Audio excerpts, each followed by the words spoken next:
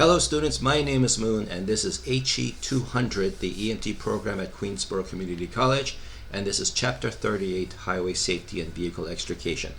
The last time we met was Chapter 36, and Ambulance Operations, about how to get to the scene and then how to leave the scene. Well, this is the chapter on what do you do at the scene when you have a patient in some kind of motor vehicle accident.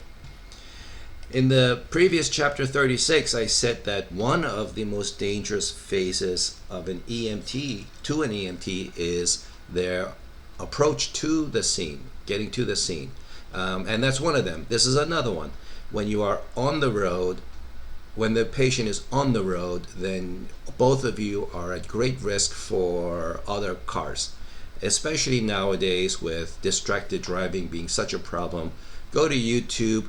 Check out some YouTube videos of car accidents, and every once in a while one of those clips will be a car that really should have seen it's coming, a car that should have slowed down, it had plenty of time to slow down, but the driver was obviously not paying attention and they just went full speed right into the obstruction, right onto the wrecked vehicle right in front of them. There could be lights flashing, there could be flares blaring, and the driver just did not see any of that. So this is going to happen. This could happen to you, and this chapter is about the different ways you can try to reduce that risk of happening to you. The next few slides are actually about what the fire department does when they're on scene, how to secure a car that's leaning to one side or is in an unstable position. You don't do that. If you see a car hanging on its side, you don't go there and try to find ways to hold it down to make sure it doesn't roll back over. You call for fire department and you stay at a safe distance. Now, if you have a patient who is in desperate need of your help and the car is unstable, well, BSI scene safety is always number one. Your safety is always number one. If you cannot confirm that what you're about to do is not going to be a danger to you, then you really have no business approaching the scene, getting into that patient compartment. But when they say blocking and cribbing, and that's what these other gentlemen with the fire hats are. They're making sure the car is not going to roll away or not going to do anything unexpected while you and your partner are here taking care of the patient and taking this time making sure this patient does not harm her neck as you remove her from the vehicle. After all, C-spine is such a concern, it has been elevated to the scene size up in the patient assessment. Unlike any of the other medical considerations, they all are either in the primary or the secondary. The C-spine is in the scene size up. You saw this in chapter 36. If you are the first emergency vehicle on scene, then you park 100 feet upstream. But if you're the second or a larger emergency vehicle arrives after you, then you tell your driver to get in the ambulance and move it downstream, 100 feet downstream. So 1.5 to 2 lanes of blockage. Have you noticed that if there is a accident scene on the highway and they're only taking up one lane, maybe the lane and the curb, the fire truck is sticking its nose all the way out into the middle lane and leaving everybody else to use only the one remaining lane to get by, and you may be grumbling, why are they doing that? Our lives could be so much easier if they left 2 lanes open, but to make our lives easier, they would have to create greater risk for themselves. So that's why they block more than one lane. So that's the general principle. You want to leave a buffer area, extra wide area, so that it's safe to work in. Okay. If there's limited access highways, then you got to do what you got to do. Now, if you are not even the first vehicle there, you're like the third, fourth, fifth vehicle there, then you don't have any blocking duties to do. What you need to do is go into the staging area the staging area. So whoever is the incident commander on scene will declare some late stretch of road to be the staging area, and everybody else who arrives has to park on that road so that they make sure they don't get in the way of rescue operations. And you just go and find a spot to parallel park over there. Exiting into the safe zone, you don't want to exit into the lane that's been left open for other cars. Okay. If you are the first on scene, then you need to be deploying some kind of visual warning to the other motorists that they are getting closer to an accident scene. Back in the good old days, we had flares. I had a grand old time lighting them on. It's fun to do, but I can see how having fire on a stick may be a risk in case there's leaking fluids, leaking gasoline, other flammables in the area, right? And of course, having fire on a stick does create a little bit of a risk to the people nearby. It may cause burns or smoke. So many ambulances have been switching to the boring reflective triangles, and doesn't grab the eye as well as a fire on a stick. But I can understand there's a trade-off between effectiveness and safety. In chapter 36, I said once you get there, you want to turn off your headlights and fog lights. The headlights and fog lights are only here to help you travel, to properly illuminate the things in your way as you're driving. But once you are on scene, you have no reason to keep them on, because then any person walking in front will be blinded by your headlights, and here they are trying to work at night, and then because they walked in front of your vehicle, the only thing they'll see for the next minute or two is like orange flashes in their eyes. So turn those off. Also, when you're on scene, you'll probably want to turn your engine off, for the main reason that you don't want bystanders to jump into your ambulance and drive away with it. Now, there are some ambulances that have a kill switch, and it's a little button around the steering column, and you put the keys in the ignition, you press with the keys in the ignition, you press the little button and then turn the key so you can remove it, but the little button keeps the engine running. And the beauty of that is now the engine is running, which means the battery is continually being charged, and then you can keep lots of battery energy draining equipment on. And then the beauty of it is, if somebody were to jump into the driver's side and then try to drive away, once they shift the gear into drive, the kill switch will actually kill the engine, and then the ambulance will not go anywhere. That's a very convenient feature, but not all ambulances have it. If you don't, what you are worried about now is that if you left the lights on, and if you left the patient cabin on, and like half a dozen devices are on, then it's all draining the battery of the ambulance. You may have a dead battery by the time you get the patient in, and so you want to avoid that. The things you do keep on are like the warning lights, the blinking lights at the top of the ambulance. Not all of them, but a couple of them, just to make it clear that you are there. The ambulance is there to anybody who's walking by at night or driving up at night. So, it's another warning, please don't hit me. Right. So you finally make it on scene, and there are the patients in the vehicle. They're still not out yet. How do you get them out? Well, before you reach in there and start grabbing and pulling, they have these phases, right? You want to size up the situation. Preparing for the rescue means arriving prepared or getting your equipment out. You want to have the fireproof jacket and pants on. You want to have the helmet on. It's a heavy metal helmet, but it's worth it because you never know what might fall and hit your head in the middle of it.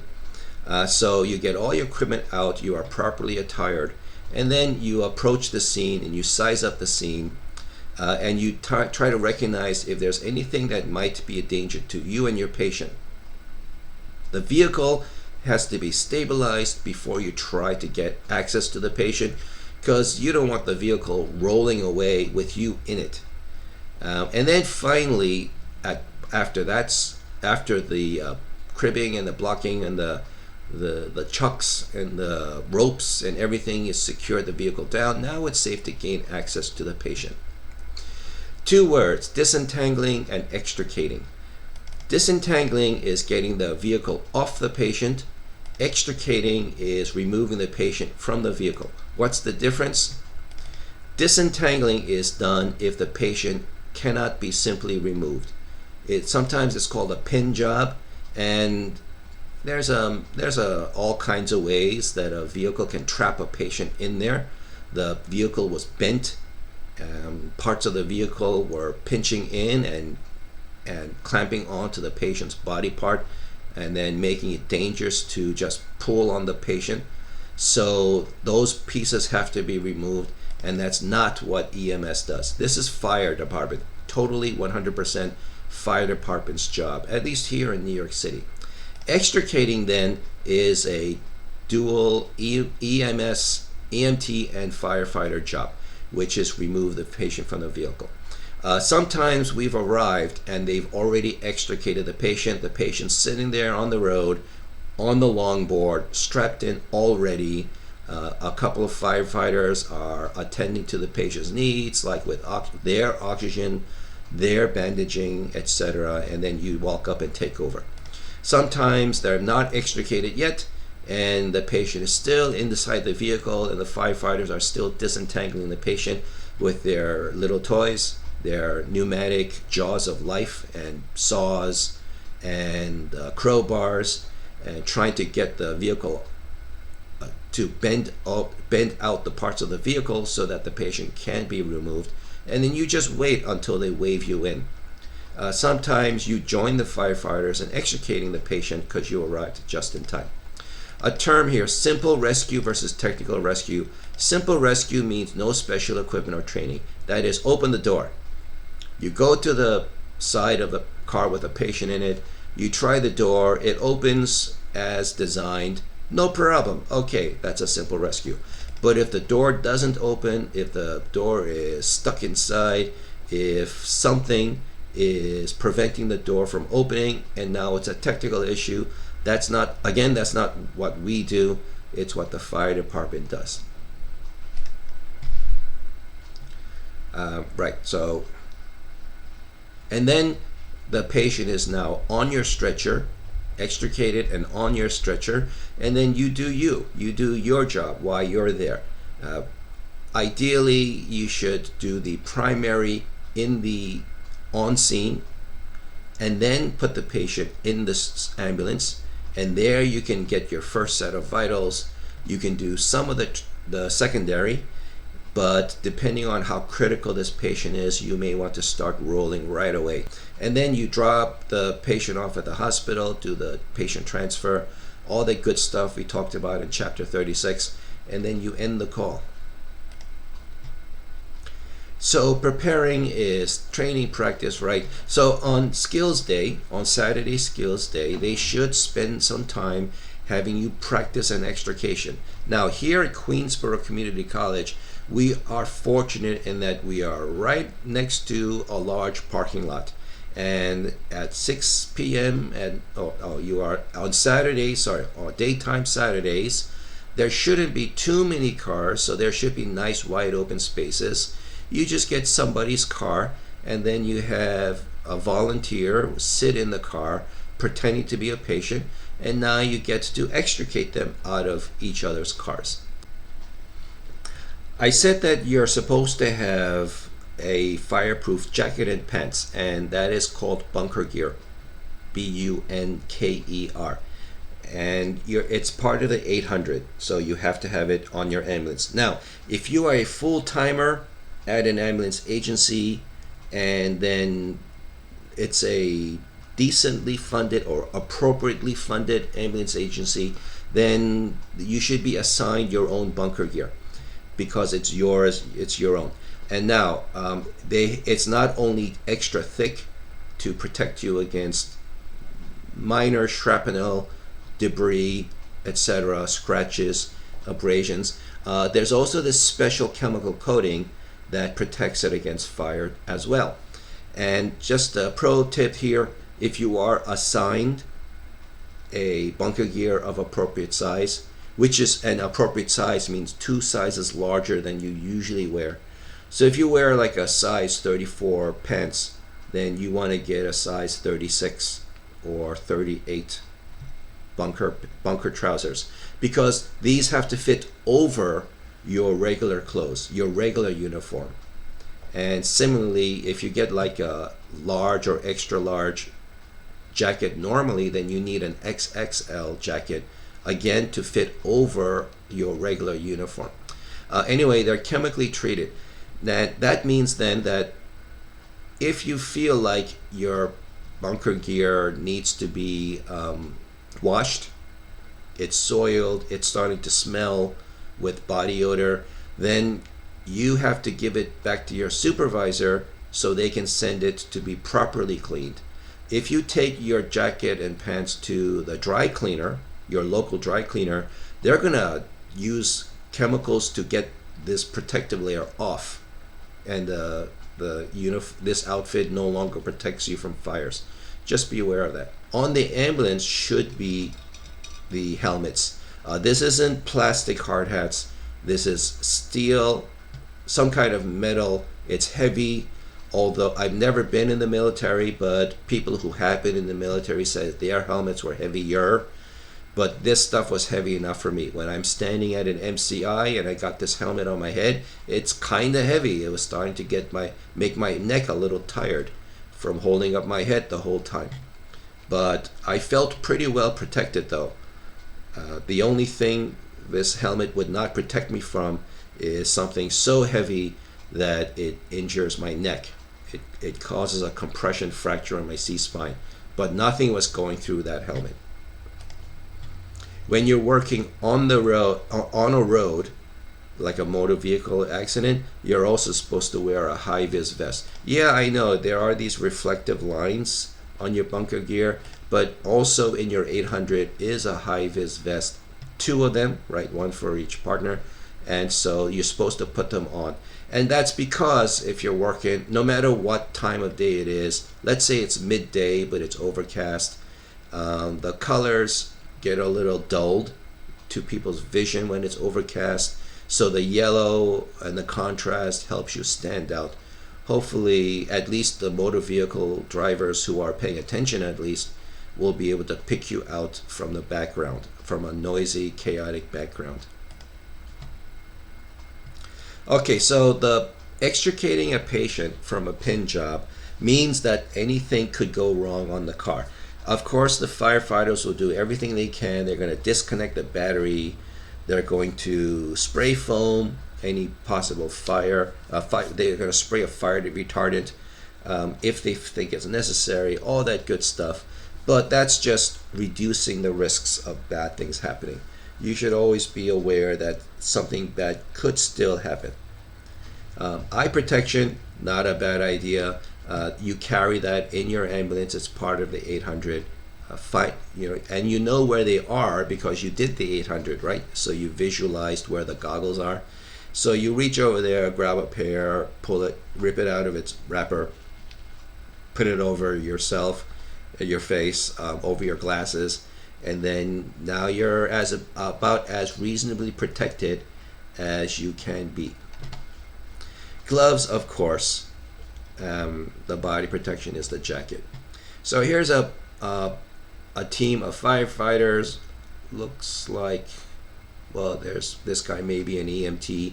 So the rest, the firefighters are gaining access to the patient, and here's an EMT ready with a longboard. And notice that he doesn't have a helmet, but he is out of the danger area. Everybody in the danger area does have their helmet on. It's heavy. It could be a hot day. That's no excuse. You never know what might fall on your head. The aluminized rescue blanket, it looks like a big sheet of aluminum foil, but it's not aluminum foil, because when you work with aluminum foil in the kitchen, when you bend it, it creates these sharp edges that kind of get pointy. Well, this rescue blanket won't. It's soft, but because it's this reflective surface, it helps hold in heat.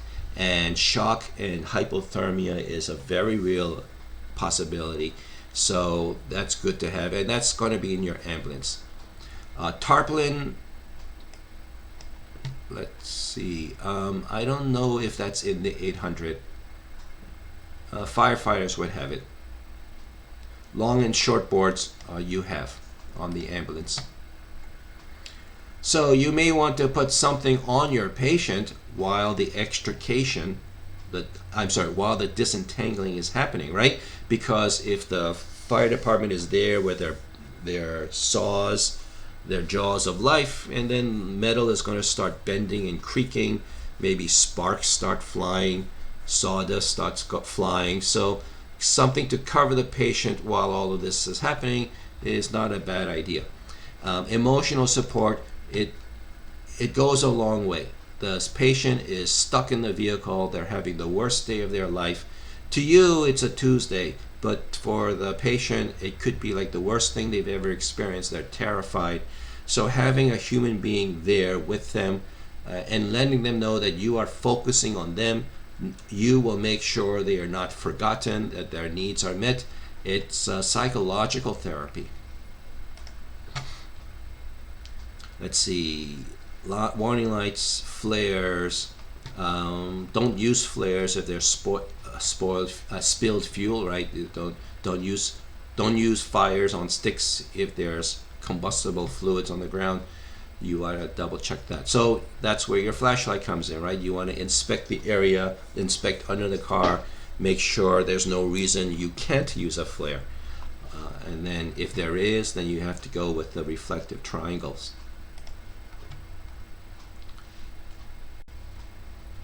You know all about the airbags, right? And so if you've never seen an airbag in action, go to YouTube, watch a couple of videos on airbags deploying, and especially watch like a slow motion video of an airbag deploying, because you'll see that it's pretty violent. If their face was right there in the way, it would be strong enough to knock their head back, which could cause coup injuries. It could cause neck whiplash there. And then notice on the slow motion video that there's a smoke that fills the area, even only momentarily, but still it is a smoke. It's a kind of cornstarch or talcum powder, and I forgot why they use it, but it's there. But some people may have an allergic reaction to it. If somebody has asthma, it may set that off. So be aware of that. ABCs, airway, breathing, circulation, of course you will do once you gain access to the patient. And this is one of the reasons why you should do it. A danger to you, the EMT, is that if you look inside and the airbag has not deployed around the patient, and it's not just the airbag in front of the patient, but now cars have airbags on the sides as well. If you don't see both airbags deployed around the patient, then you have to be aware that something might go off while you are there, and all of that force is going to be directed into you. Watch a YouTube video of people using an old airbag device as a fun game. They put like a chair on top of an airbag device, they sit on it and they trigger it, and it shoots them like 3 or 4 feet into the air. What the video doesn't explain is that most of those people have compression fractures in their lumbar spine and their coccyx, because it's worse than an ejection seat. At least the ejection seat of a fighter plane will do it a little more softly so they don't injure the pilot, but that's not what the airbag was designed for. But people think it's going to be fun. and then those folks usually end up going to the hospital maybe a day later when the pain on their backside will not go away. So why would an airbag not deploy already but might when you get there? So there is an electrical switch. The bumper gets depressed, and that's supposed to send a signal to the airbag device to deploy immediately. But what if they get this airbag like secondhand? You know, they know a guy who knows a guy who can get you on the cheap, and so this person got like a second-rate, second-hand airbag device. The wiring, maybe it's original manufacture, however, it's old, so there's been a little rust on the wires or the connections, and so the signal to deploy didn't reach the airbag at the moment of the accident, but it's kind of just sitting there. The frayed wire of the connector is just sitting there waiting for another little vibration or jiggle to make the connection, and you're the one who caused that vibration, and then your head is there in front of the patient, between the patient and their airbag, and then it deploys and it sucks and it knocks you in the back of your head. So now you're a patient. Congratulations. So how do you make sure that if the airbag has not yet deployed, to make sure it does not deploy in the near future? Tell the firefighter. They know how to get into the front of the car and disconnect the batteries so that all electrical power is lost to the airbag as well as other devices. Sometimes your textbook, an EMT textbook, will tell you to do that yourself, but cars keep getting more complicated. And what about electric vehicles? They have batteries all over the place. It's not just a front battery anymore. They have batteries everywhere. So the electrical system now has gotten more complicated. The firefighters are up to date on how to handle each one, whether it's an EV or a hybrid or an old style car. But we don't spend any time talking about it. So let the firefighters do it. The bumpers themselves may get loaded and then pop back when you are there. So loaded bumper means, you know that the bumpers in the front and back of a car, they're designed to absorb impact up to 5 miles per hour, and there's a spring inside, and the collision causes the bumper to be squeezed into the spring, and then it's supposed to squeeze, and then the spring is supposed to push the bumper straight back out because it's just a spring. But what if at the moment of collision something got bent, something got cracked, and the spring got pushed in, but then it got stuck in the compressed position because of this piece that's now sticking out that's not supposed to be. And then you come along, you're walking in front or the back of the car, not at a safe distance, and your knees or your ankles are right there, and then somebody taps the car, causes a vibration, causes the little thing, the broken thing that was holding in the spring to let go, and the bumper just pops out and then breaks your leg or dislocates your knee. So never stand in front of a loaded bumper. Now, how do you know a bumper is loaded? Well, you can see that there's damage to that part of the car. But you know what? Just stay a few feet away from the front and back of the car, just in case, because something tells me there'll be a lot of things on your mind. You're not gonna spare a few brain cycles to wonder if the bumper is loaded or not. So in general, just walk a few feet away from the car unless you have to have access with the patient, but then firefighters will work with you to tell you it's clear to get closer. There have always been spectators, there have always been rubberneckers, people who get nosy, but now with the internet, everybody wants a selfie, everybody wants to get famous on social media, so people keep sticking their noses in, sticking their cameras in, and so you can try to create a safe zone, clear the pedestrians, clear the bystanders out. And since you are not police, you're not allowed to force people away. because if they punch back, then what are you going to do, right? You have to retreat to safety. So you can politely ask. You can't really order them, but you can try to appeal to their sense of reason and appropriateness, their sense of appropriateness. Please give us space. Please step away. This is a dangerous area. But if they try to keep arguing with you, like, I have a right to be here, First Amendment, etc., what you do is you get on the radio and you tell dispatch, I need PD at my scene. Bystanders are interfering with EMS operations. That's what you say on the radio, because it's being recorded. You say, bystanders are interfering with EMS operations. And then police, if they aren't already there, will arrive, and then they know what to do and how to do it to make sure you are working unobstructed.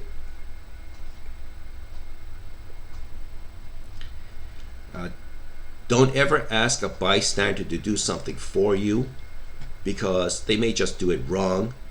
They may take the tool you gave them and just walk away with it to sell it on eBay. Or they're trying to do right because you asked them and they want to help, but you just put them in an unsafe situation. And then if they get hurt as a result, it's your fault. They were not going to do it, but you asked, so okay, and they trusted you because you're a professional, you seem to know what you're doing, and then you were not supposed to tell them to do that, and then they did, and they got hurt, and therefore it's your fault. So don't ever ask a bystander to help you. Just tell them, please step away, back away. Give them a landmark, like stay on the grass, please. Stay on the grass, or stay behind that pole, etc. I think this was covered in Chapter 1, Scene Safety. Never touch a wire. If anything looks like a wire, don't touch it. If it's on the patient's vehicle, then call for fire department. Tell them there's a wire on the car coming from who knows what. Like if it's coming from a broken utility pole, absolutely don't go anywhere near it. BSI, scene safety, right? The number in any medical emergency, the most important person there is you. So you're not an electrician, you're not part of the Department of Energy. So call dispatch, say we have broken power lines, we have a broken utility pole, and tell them what they describe the scene to them. So yeah, just don't. This is outside of your scope of practice, so don't try to solve the problem. Just report the problem and then retreat to safety. Another kind of electrical danger here is these are transformers. You see these green boxes along the road, if you've ever wondered, and then they're surrounded by protective yellow poles. If you've ever wondered what they were, the electricity that runs along the power lines is higher power, and they need to be set down, transformed to a lower power so that the houses can use it, and that's what the transformer is for. The transformer is like sharing the high power line with the buildings in the local area. So imagine then a car plowed into it, then there's a lot of that. Not only is there like, it's more than house levels of electricity, it's like power line levels of electricity. The solution or the conclusion is the same. Retreat to a safe distance, call it in to dispatcher, tell them what you see. I see a green box. Tell them the number if you can visualize it. You're supposed to have binoculars in the ambulance, again part of the 800, so you can zoom in on the number on the label, see what you can describe to let the power company have a better idea what's going on. So fires, do not put out fires. I know you carry a fire extinguisher as part of your 800. That's not to be used for other people. That fire extinguisher in your ambulance 800 is to be used for your ambulance. Imagine if you used it on a car fire because you wanted to help, even though you're not fire department, And then like one call later or on the way home, your ambulance catches on fire and you don't have a fire extinguisher anymore. By the way, part of the 800 check is to look at your fire extinguisher, know where it is, and check the dial to make sure the needle is in the green.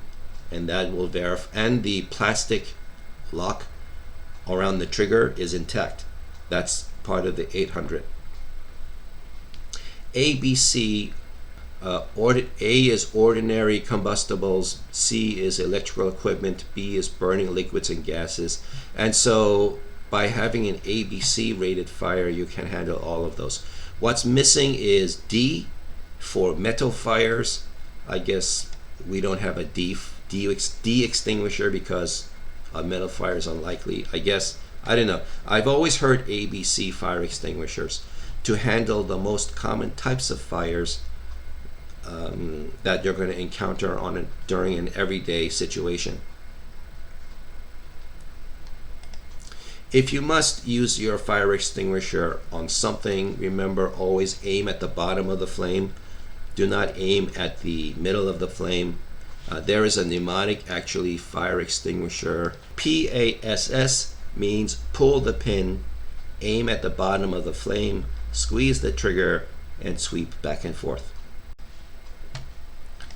This rule here, never stand directly in front of a fire. I don't know anybody who would, but it's one of those things like warning labels that tell you not to do something that's obvious you shouldn't do it, but for some reason they have to put the warning label there because someone's been dumb enough to do it. So please don't stand directly in front of a fire, because it's not like a controlled campfire or like a cooking fire. It's that you intentionally had, like a barbecue fire. This is a dangerous, unpredictable event. Something could explode at any moment. Something could send shrapnel or a burning fireball in a random direction. What you need to do is get to a safe distance. How do you know you're at a safe distance? Remember in chapter 1, scene safety, or was it chapter 2? You stick out your arm, you hold up your thumb, and then if you can cover the entire scene with your thumb, then you are now far enough away. That kind of a safe distance. Don't go right up to like 2 feet in front of a car fire, and go, ooh, that's cool. So never stand directly in front. Most cars now have electrical locks. And so they say disconnect the negative from the battery. What is the negative? Does anybody know which part is the positive cable, which part's the negative cable? The black plug is a negative. If you see a red cap, it's the positive. So you disconnect the black cap cable from the battery if you know how. If you don't know how, then wait for fire. EMS does not do this using blocks, using chucks, using sticks, ropes, using jacks to stabilize a car so it's safe to operate inside, work inside. We do not do this. We've never had that kind of equipment in our schoolrooms. We don't do this. Fire does that. So I don't even know why they're showing this to you. I guess you can recognize it if the fire department does it. Anyway, we do this though. We can check if the door can be opened. Try before you pry. All right. Oh, where were we? So you tried the door and it opens. Hey, good. Then you don't need to disentangle the patient. You can just extricate them. But but let's say you open the door and then as you look inside, you see that the dashboard has crunched down onto the patient's legs like a vice. Okay, the patient is now pinned, and now you need fire department to disentangle the patient. If glass needs to be broken, then try to break glass that's furthest away from the patient so that you can gain access. And then if you need to break glass near the patient, you cover the patient with a tarp, with a bed sheet, so that the flying glass doesn't get onto the patient. Anyway, now that somebody has gained access, you can now start attending to the patient, check mental status, airway, breathing, circulation. By gaining access, what you've also done is allowed fresh air into the vehicle in case their windows were closed.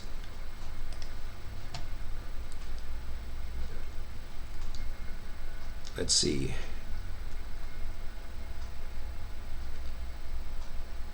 Do not cut the steering column because you may cut the airbag wire and then may cause the airbag to deploy. Okay, I don't know the electronics of an airbag, so if that's what they say, then okay. I wasn't going to mess with the airbag anyway. So here's a couple of videos of firefighters in action, and here's a video of EMTs in action, and then here's another video. Oh, this one is somebody else reading the lecture.